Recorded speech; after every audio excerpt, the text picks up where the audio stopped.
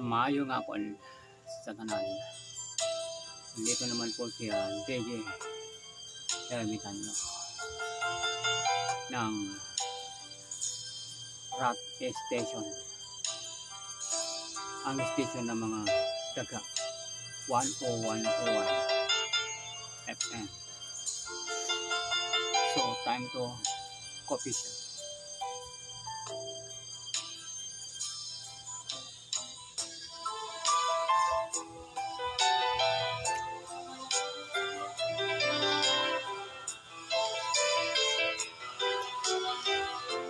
Ang station ng mga daga.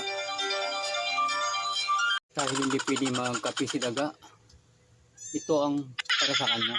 Kaya laging makinig sa Rock Radio 101.1 FM, ang station ng mga daga. So, salamat sa pakikinig. Bye-bye.